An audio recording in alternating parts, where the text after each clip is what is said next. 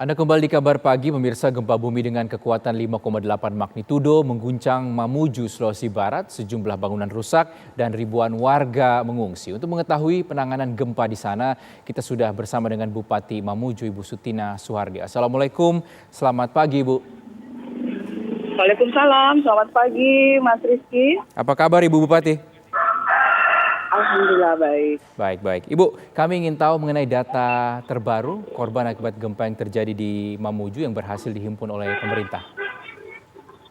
Ya, kemarin kita Kabupaten Mamuju mendapatkan bencana gempa bumi 5,8 magnitudo, dan hari ini saya berdiri di tengah-tengah pengungsian di Stadion Manakarlah.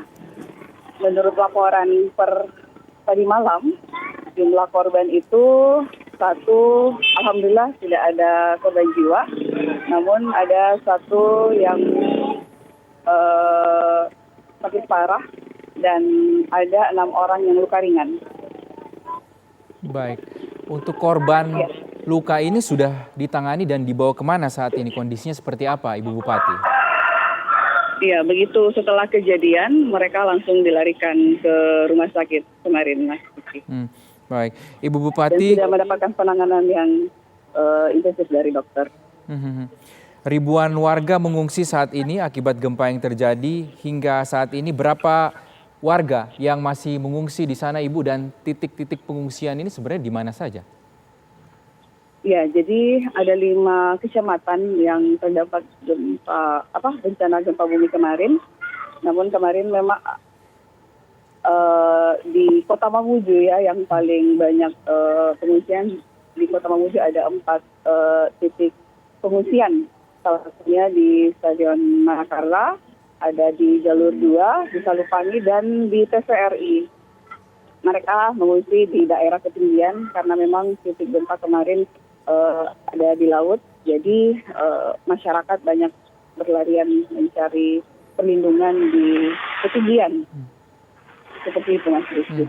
Ibu Bupati sudah pantau bagaimana kondisi para pengungsi yang saat ini masih berada di pengungsian, kondisinya seperti apa? Kondisi kesehatan mereka juga bagaimana, Ibu?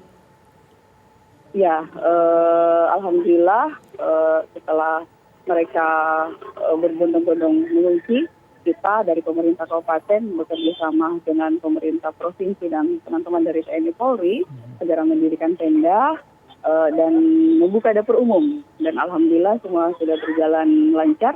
Hanya memang kendala kami kekurangan tenda karena mengingat gempa bumi tahun lalu ya. Jadi memang kami di BPBD Kabupaten Mamuju sangat terbatas tenda yang kami punya, sehingga masih ada beberapa pengungsi yang belum mereka mengungsi ya tidak cuman tidak memakai tenda seperti itu, Mas Rizky. Ya, berdasarkan laporan dari rekan kami yang ada di sana, memang masih cukup banyak begitu Ibu ya yang tidak mendapatkan tenda karena kurangnya tadi. Upaya yang dilakukan oleh pemerintah seperti apa, Ibu, untuk memastikan bahwa warga ini dapat tempat pengungsian dan juga bisa bermalam tidur dengan kondisi yang nyaman? Ya, ini kita sudah bergerak. Mudah-mudahan pagi ini bantuan yang masuk, baik itu dari pemerintah kabupaten, provinsi, dan dari luar, mudah-mudahan bisa masuk pagi ini, dan kendala soal mengenai tenda dan selimut yang mereka butuhkan bisa teratasi hari ini, Mas. Baik, tenda dan selimut yang masih terbatas, semoga bantuan tersebut bisa segera diterima oleh warga. Ibu, lalu bagaimana dengan kerusakan infrastruktur yang sudah terdata? Bangunan apa saja yang rusak, Ibu?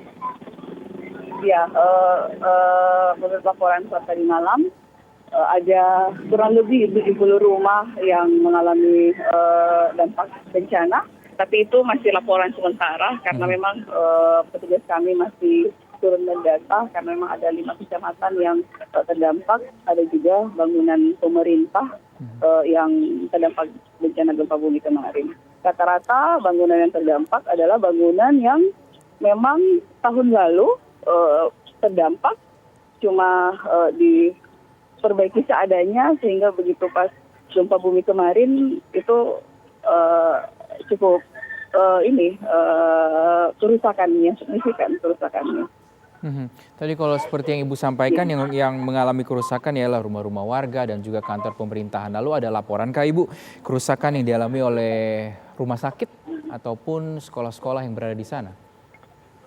Ya tentu sekolah-sekolah kita banyak juga laporan yang saya dapat, hanya untuk jumlahnya kami belum mendapatkan kepastian karena ini masih sementara mendata. Kalau untuk pusat-pusat kesehatan seperti rumah sakit kami juga belum mendapatkan laporannya, hanya begitu kemarin gempa sorenya kami dari BPBD sudah langsung mendirikan tenda-tenda di rumah sakit karena memang pasien kita evakuasi keluar dari bangunan rumah sakit itu. Seperti itu Mas Rizky. Ibu Bupati, tadi kalau seperti yang Ibu sampaikan juga banyak rumah-rumah yang rusak. Ini sebelumnya sudah terdampak gempa pada 2021 lalu ya Ibu Bupati. Sebenarnya sudah sejauh mana penanganan gempa dan kondisi perbaikan sejak terjadinya gempa 2021 lalu? Karena saat ini terjadi gempa lagi, kita tahu kan? Ya, jadi memang inilah kendala kami pemerintah kabupaten maupun pemerintah provinsi. Jadi bantuan gempa 2021 untuk khususnya untuk rumah-rumah rusak itu masih sangat kurang sekali, Mas Rizky. Baru tahap 1 yang berproses. Ini kita ada menunggu kurang lebih 11.000 rumah yang terdata untuk tahap 2 yang sampai sekarang belum mendapatkan bantuan dari BNPB. Kalau kemarin kita dana stimulan dari pemerintah pusat itu untuk tahap 1 sekitaran 9.000 dan tahap 2-nya sekitaran 11.000 sampai sekarang belum mendapatkan bantuan, belum turun tahap 2-nya ya. Dengan adanya gempa kemarin kita berharap perhatian dari pemerintah pusat agar bisa mempercepat dana stimulan untuk rumah-rumah rusak bagi masyarakat yang terdampak gempa bumi, baik itu gempa bumi 2021 kemarin maupun gempa bumi 2022 ini. Seperti itu Mas. Lalu bagaimana nasib ribuan korban hingga saat ini Bu? Nasib mereka seperti apa? Ya, jadi kalau yang dampak gempa yang tahun lalu ya Mas Rizky, masyarakat sudah ada sebagian juga yang memperbaiki sendiri ya rumahnya karena biar bagaimanapun mereka menunggu dari bantuan dari pemerintah. Ini juga belum jelas seperti itu sehingga mereka berinisiatif sendiri untuk membangun. Hanya yang sedihnya saya keliling ternyata kita lihat laporan-laporan yang masuk ke saya juga.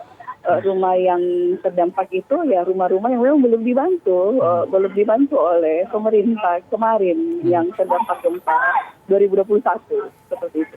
Baik Ibu Bupati, ini juga yang penting kami ingin tahu apakah ada kerusakan jalan ataupun akses begitu, serta adakah daerah-daerah yang terisolir akibat gempa yang terjadi di Mamuju Ibu? Ya, kalau untuk gempa kemarin ya, karena memang pusatnya ada di laut, tidak seperti tahun lalu yang pusatnya ada di gunung ya. Kalau tahun lalu itu memang banyak tanah yang longsor, banyak jalan yang tertutup, sehingga banyak menutup akses jalan. Kalau ini sepanjang laporan sampai semalam, itu saya belum mendapatkan laporan ada akses jalan yang tertutup maupun ada longsor di daerah-daerah yang terdampak gempa. Yang mudah-mudahan tidak ada, karena memang gempa kemarin itu titiknya ada di laut ya, seperti itu. Baik, terima kasih Bu Bupati Mamuju, Ibu Sutina Suhardi. Kita harapkan penanganan gempa dapat dilakukan dengan maksimal sehingga warga dapat kembali beraktivitas secara normal. Terima kasih Ibu. Wassalamualaikum warahmatullahi wabarakatuh. Ya, terima kasih. Waalaikumsalam warahmatullahi wabarakatuh.